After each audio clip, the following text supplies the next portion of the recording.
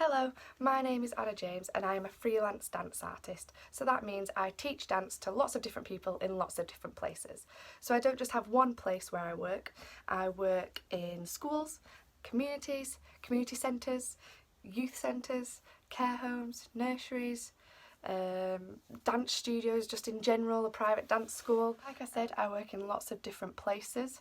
I'm based in Calderdale, so I work with a lot of schools around here, and I also work with the Orange Box with Calderdale Youth Dance Company and lots of community things around here, like private dance schools for example. I also work a lot in Preston and in Burnley, and in that northwest region. So that's working with other dance companies, other community settings, other schools. So I am based in those areas. When I'm talking about working in lots of different areas, I'm also working for lots of different people. So as a freelance dance artist, I might get contracted to work with another company.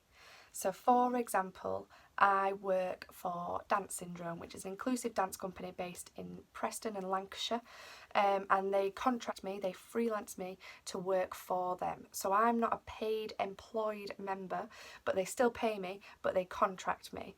So it's slightly different, and there's different ways that arts organisations go about it. But as a freelancer, I have the flexibility to work in lots of different places with lots of different people, but still get paid.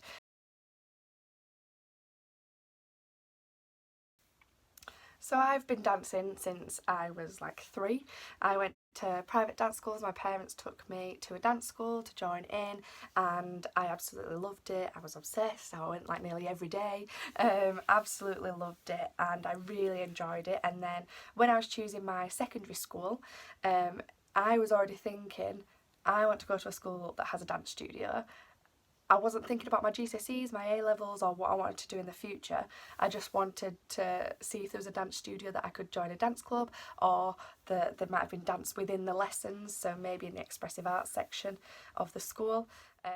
So that narrowed down my choices, and then I was choosing between a few local schools, and I ended up going to Calder High School, which had a dance studio and still does, but they don't deliver dance anymore, but they used to.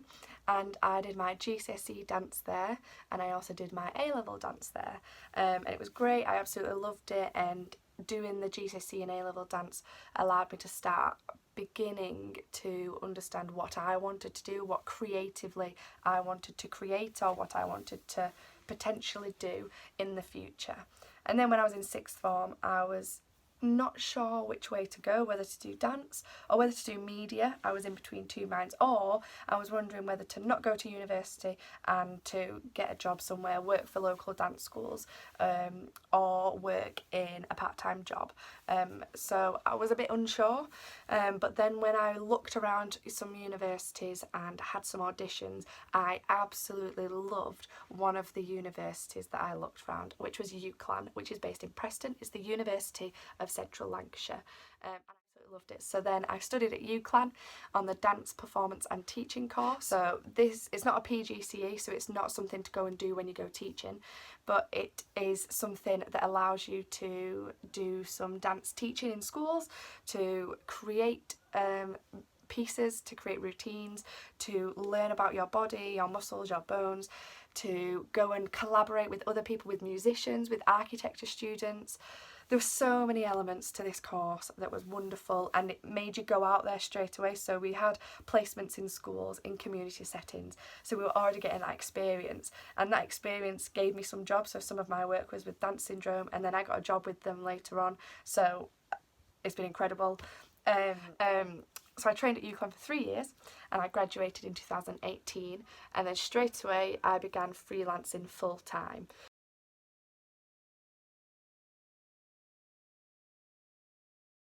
And find out what I wanted to do, got in contact with people, made plans for the future, what was my aim for this year, for 5 years, things like that. And then I began freelancing. So I was working for local dance schools. So I worked for Dance for All Halifax, Helen Wilman School of Dance in Hebden Bridge.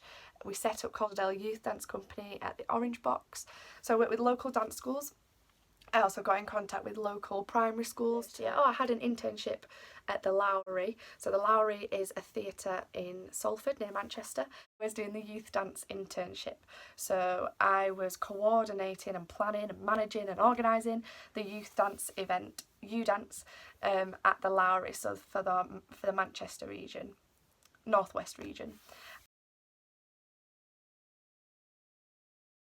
I am always creating work, always. So it depends what scale you're talking about when you want to ask someone how much work do you create, because every 1 hour class I'm creating something, whether that is a bit of a routine, a creative task, a technique exercise. There's always something that is being created.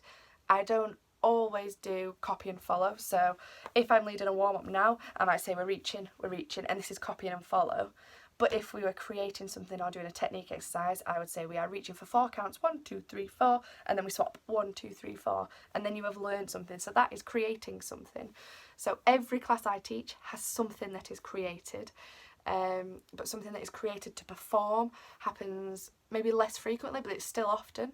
If I'm working in a school and we do half-term blocks of different themes, then we will create a piece that we will perform at the end. And those performances could be just to me and the teachers, it could be to their school, it could be to half of the school, it could be to parents.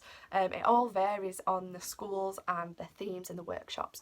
But if we have a block of 6 classes, then we will be creating something to perform, because I think it is very key in dance to not only develop our bodies and how we can move them and how we can create movement, our brains and how we do things, why we do things, but also our performance skills as well, because doing performance skills also helps you to have confidence in talking and to have confidence through other performing opportunities. So I've worked with other companies to perform. So like I just said, with Dance Syndrome, we've performed at Edinburgh Fringe, we've performed in Watford, we've performed in Manchester, we've had our big performance.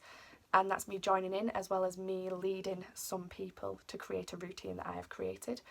I've also performed in lots of different situations. So, for example, I've worked with About Time Dance Company, where I was one of their associate artists and I was performing with them, and that was in Silverdale, which is near Lancaster Morecambe, and we were in a field, and it was fabulous. It was so much fun, and when we were rehearsing, there were like cows in the field, so we'd have to go around and dodge cowpats and things, but that was lots of fun.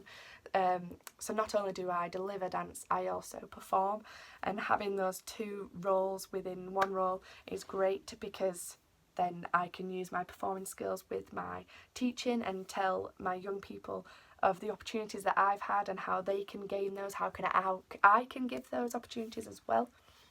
So that's great. So there's lots of different performance opportunities.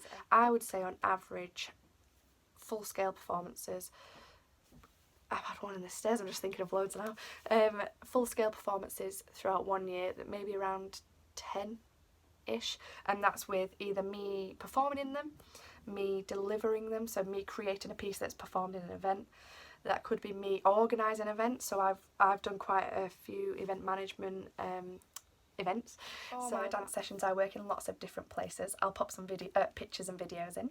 So we've got schools, so we might be in a school setting, and that would be delivering maybe a class about Romans, or a class about Great Britain, a class about summer. It could be then a dance style, it could be street dance, contemporary, anything like that. We can also do projects, so I do lots of community projects. We've got Small is Beautiful, which is a dance and music collaborative piece, which was wonderful, and we're wanting to continue to develop that and tour that around the northwest. That would be wonderful. We're just wanting to find the right time, and we also need to gain some funding for that as well, so we're looking out for that. If anyone has anything, let me know. And work in community settings, in nurseries, care homes, workshops at universities. So there's lots of different places that I work. I don't own a studio myself. I hire studios and I work for people who have studios. Body to move, and that's it, and that's the joy of dance. I think that you don't necessarily have to have music, you don't necessarily have to have a studio, because at the moment in lockdown, I've been leading classes from my living room, from my garden, so that's been great. And I've performed in pieces that have been in museums, on some stairs, on a field, in a market, so you can dance anywhere if you have the permission, which is very important. If you're creating a piece in a field or something, you need to ask the farmer, the person, if you can do that, so always ask for permission. But you can dance anywhere, you can move your body in different places. And if you want to look at our YouTube channel, we've got some online classes on there from the beginning of lockdown. So there's chair-based movement, there's contemporary, which is quite advanced, creative move, and create, and dance fitness, which dance fitness is just so much fun. And Sally, who delivered the classes, was so energetic, so definitely look at those ones. Make sure you go onto the Creative Learning Guild's website for the summer school information, and you can upload your evidence for Arts Award. It'd be great to see what you think of everything that I have said, or from the Discover video. It would be interesting to see what you guys think, or what you are interested or not interested in. So yeah, get in contact, it'd be great.